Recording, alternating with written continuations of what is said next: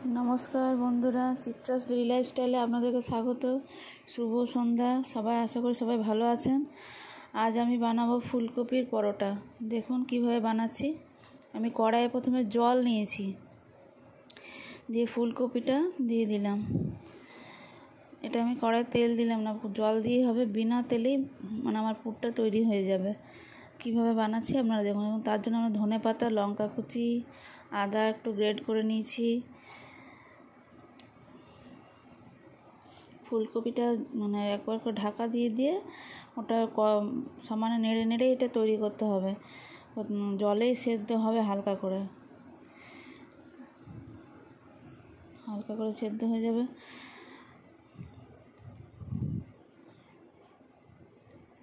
এটা এখন লো ফ্লেমেই হচ্ছে, ফ্লেম এখন জোরে দিইনি, হালকা হালকা আছে, মিডিয়াম ফ্লেমে রেখে এটা বারবার নেড়ে চেড়ে।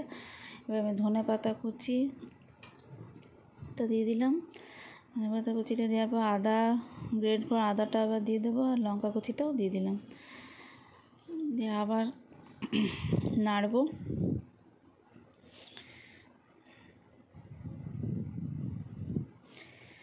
নেড়ে চেড়ে এটা তৈরি করতে হবে। তেল দিইনি, একটু এখনও তেল নুন কিছুই এটাতে নেই। এখন তেল দেবো না, নুনটা পরে দেবো।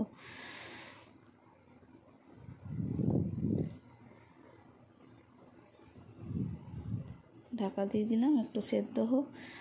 আবার ঢাকা খুলে দেখে নেবো, আবার একটু নাড়বো।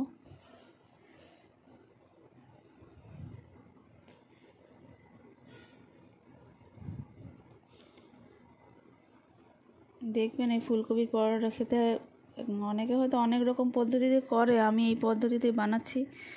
আপনারা খেয়ে দেখবেন, খুব ভালো টেস্ট হয় খেতে। আর তেলও থাকে না এর মধ্যে, এর পুরটার মধ্যে কোনো তেল থাকবে না। একটু চিলি ফ্লেক্স দিয়ে দিলাম। চিলি ফ্লেক্সটা পুরোপুরি অপশনাল, কিন্তু দিলাম ভালো টেস্ট লাগবে বলে, একটু ঝাল লাগবে বলে।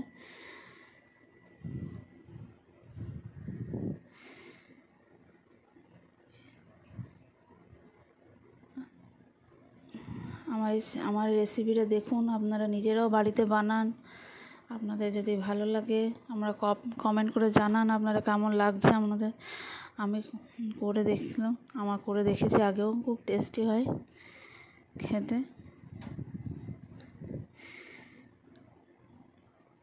শীতে শেষ হতে চলেছে, তাই ভাবলাম একবার আপনাদের সাথে আমি এই রেসিপিটা শেয়ার করি, তাই দেখাচ্ছি। দেখুন কীভাবে করছি।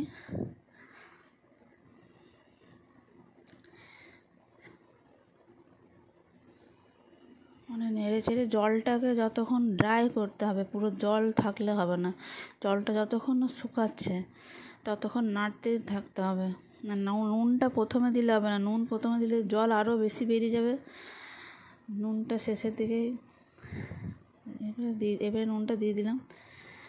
দেখুন নুনটা দিলাম, অনেকটা জলটা শুকিয়ে গেছে। এবার নুনটা দিয়ে হালকা করে একটু আঁচটা এবার বাড়িয়ে দিতে হবে, ওভেনের ফ্লেমটা বাড়িয়ে দিয়ে নেড়ে চেড়ে জলটা শুকনো করা অবস্থা অবধি সমানে নেড়ে যেতে হবে এটাকে।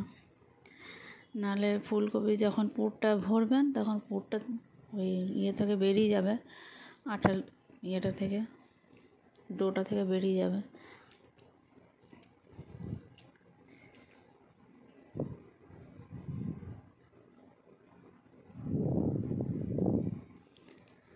সমানে নেড়েই জলটা পুরো শুকিয়ে গেলে তারপর তৈরি হয়ে যাবে। দেখুন আমি সমানে নেড়ে যাচ্ছি, জল একদমই প্রায় শুকিয়ে গেছে আমার।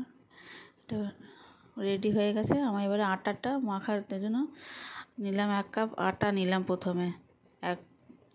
এবার দু কাপ এবারে ময়দা দিচ্ছি আমি। 1 কাপ আটা 2 কাপ ময়দা দিয়েছি।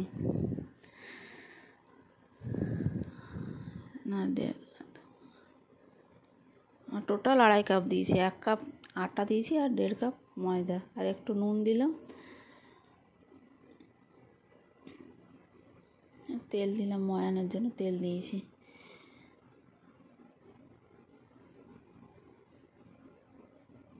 ভালো করে মেখে নিতে হবে।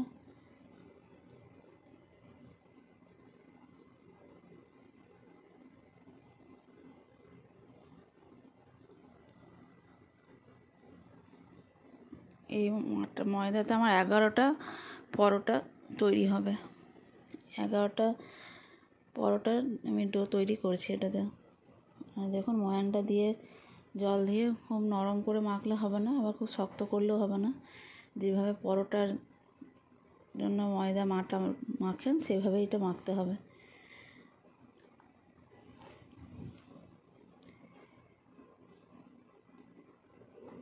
আপনারা অনেক পদ্ধতিতে অনেকে বানায় যেভাবে পদ্ধতিতে, এই পদ্ধতিতে আপনারা একবার খেয়ে দেখুন, আপনাদের ভালো লাগবে। এবং ভালো করে আপনার দেখার পর যদি ভালো লাগে আমার কমেন্টে জানাবেন কেমন লাগছে। দেখুন আমার আটাটা প্রায় মাখা রেডি হয়ে যাচ্ছে। ভালো করে মেখে নিতে হবে, তবে পরোটাটাও খাস্তা থাকবে এবং পরে নরম থাকবে।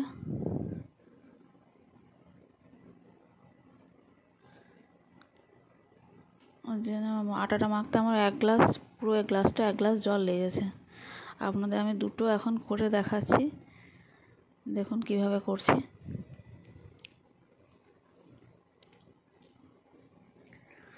এরকম বাটাটাকে বাটির মতো ডোটাকে করে নিতে হবে, তার মধ্যে পুরটা ঢোকাতে হবে। পুরটা টিপে বাসি করে পুরটা দেবেন, তাহলে পরোটার টেস্টটা ভালো আসবে। আমি যে পরিমাণ ফুলকপির পুরটা তৈরি করেছি এবং আটাটা তৈরি করেছি, এটা আমার 11টা পরোটার আমি ডো বানিয়েছি, রেডি করছি। আপনাদের প্রয়োজন মতো, নিজেদের প্রয়োজন মতো, সুবিধা মতো আপনারা ফুলকপি দেবেন এবং আরও যেরকম পরিমাণ আপনাদের লাগবে তেমন আটাটাও মাখবেন।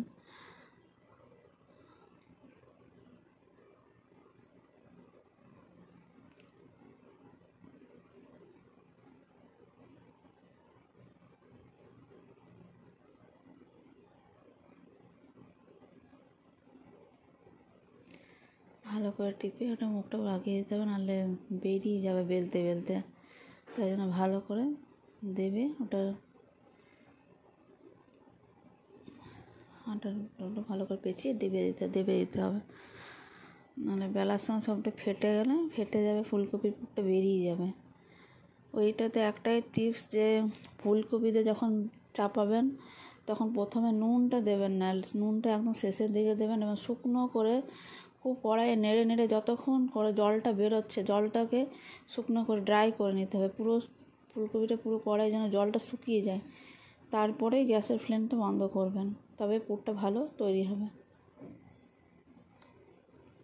এখন আমি আটা দিয়ে বেলে নিচ্ছি, যাতে হালকা হাতে এটা বেলতে হবে। চেপে বেশি চাপলে ফুলকপি পুরগুলো বেরিয়ে যাবে, তাই হালকা হাতে একটু বেলে নিতে হবে। আমি দুটো করে দেখিয়ে দিচ্ছি আপনাদের, দেখুন আমার কেমন তৈরি হচ্ছে।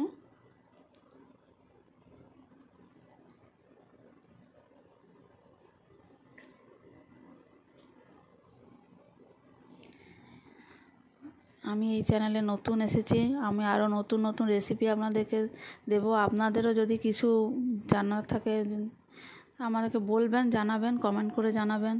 যদি কোনো রেসিপি বলেন করে দেখাবার চেষ্টা অবশ্যই করব। আর কোনো বলা বা কোনো কিছুতে আমার যদি ভুল থাকে তা আপনারাও কমেন্ট করে জানান। আমার চ্যানেলটাকে একটু সাবস্ক্রাইব করে দেন, শেয়ার করুন, সাবস্ক্রাইব করুন। আমার পাশে থেকে আমাকে এগিয়ে যাওয়ার জন্য একটু অনুরোধ করছি আপনাদেরকে। দেখবেন আরেকটা আমি বেলছি, একটা চাপিয়েছি, ওটা সেঁকা হোক, তা আরেকটা বেলে নিচ্ছি আমি।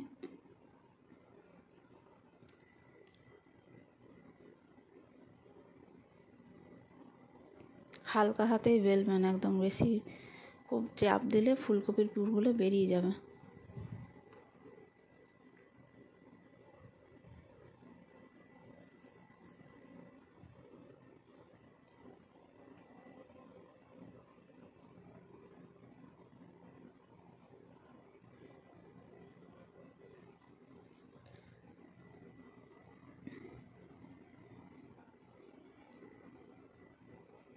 ওইদিকে একটু সেঁকা হচ্ছে বলে আমি এটা বেলে নিলাম।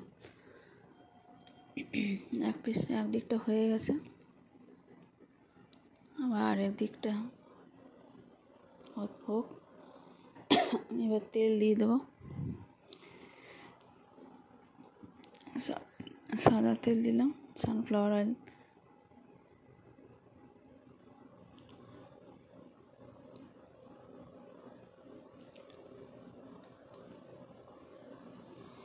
পেস্ট করে ভালো করে ভেজে নিতে হবে পরোটাটা। তেমন করে পরোটা যারা আপনারা ভাজেন তেমন করেই পরোটা ভাজতে হবে। পরোটাটা সবাই বাড়িতে সবাই পরোটা ভাজতে পারে, পরোটা সেইভাবে ভেজে নেবেন।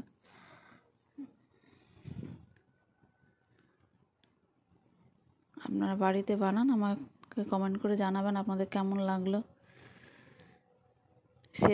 সিজনের শেষ ফুলকপি চলছে এখন, এই ফুলকপির পরোটা খেয়ে বানিয়ে তৈরি করে দেখুন, আশা করি আপনাদেরও খুব ভালো লাগবে।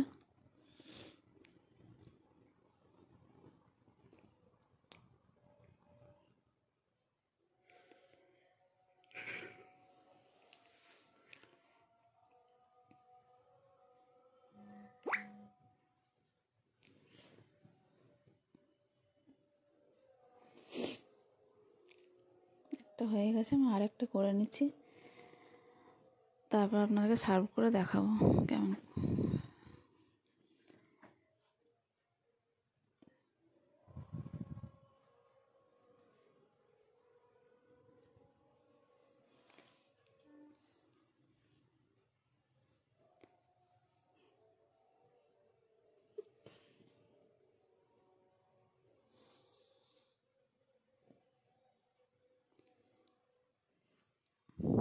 যতটা কম সম্ভব তেল দিয়েই আমি রান্না করার চেষ্টা করি। দেখবেন আমার রান্নাগুলো দেখবেন আপনারা। এখন আমার রেডি হয়ে গেছে। আমি সস দিয়েই খেতে ভালো লাগে, তরকারি দিয়ে খেতে ভালো লাগে না, কোনো সবজি দিয়ে সস দিয়ে খাবেন, খুব কম ঝামেলাতেই হয়ে যাবে। একটু পুরটা তৈরি করতে যেটুকু সময় লাগে। ধন্যবাদ আপনাদেরকে, আমার পাশে থেকে আমার এই চ্যানেলটাকে এগিয়ে নিয়ে যেতে সাহায্য করুন।